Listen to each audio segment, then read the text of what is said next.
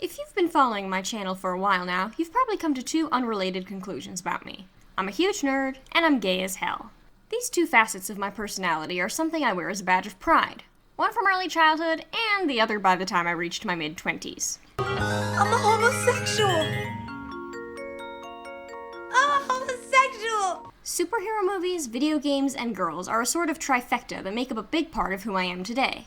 What could be little more than fodder for bullying at the hands of the wrong person are some of my greatest sources of happiness. So, what does this have to do with Stranger Things 3? You're destroying everything, and for what? So you can swap spit with some stupid girl? Elle's not stupid. It's not my fault you don't like girls. Now, I'm not going to claim my pubescent years were anywhere near as traumatic as Will Byers's. I never disappeared into a twisted alternate version of my hometown, I was never possessed by the Mind Flayer, and I didn't spend a season looking like a stock photo for neck pain.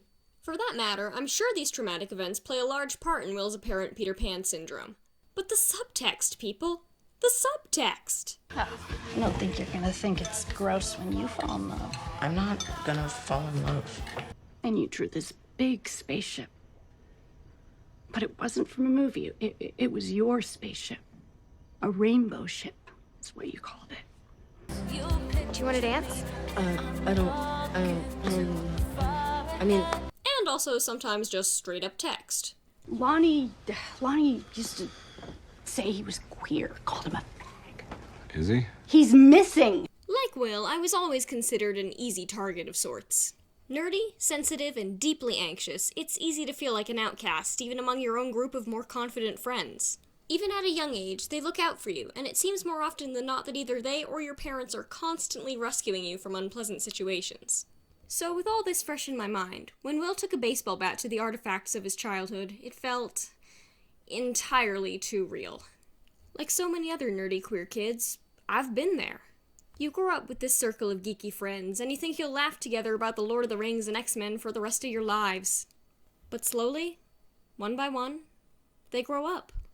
They discover their attraction to another gender, and there's nothing you can do but sit at the sidelines while it consumes them. You can try to recapture the magic, to remind them of the fun you once had before girls, or in my case, boys, entered the picture. But eventually, they'll tire of you. Some fences can't be mended, and no matter how hard you try to hold on, you'll drift apart. I was lucky.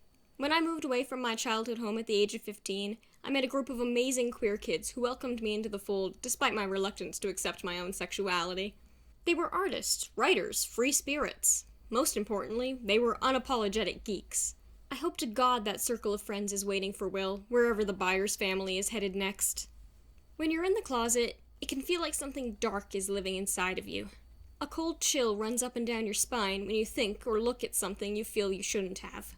One character who seems to understand this without ever having set foot in the Upside Down is Robin. I wanted her to look at me, but she couldn't pull her eyes away from you and your stupid hair. After the emotional lows Will experienced this season, Robin felt like the light at the end of the tunnel. She's fun, she's sassy, and she's found a genuinely good friend in reformed fuckboy Steve. While she might still be struggling to find acceptance, she's living proof to the younger queer audience that things do eventually get better. My only other hope is that she can pass some of that positivity on to Will, should their paths ever cross again. We all die, my strange little child friend. It's just a matter of how and when. So there you go. The story of how Stranger Things 3 completely destroyed my little gay heart, while also filling it with hope. They've left open a lot of possibilities for future seasons, and I continue to hold out hope that they'll deliver. Don't let me down, Duffer Bros. I'll be watching you. Now can we play D&D? No.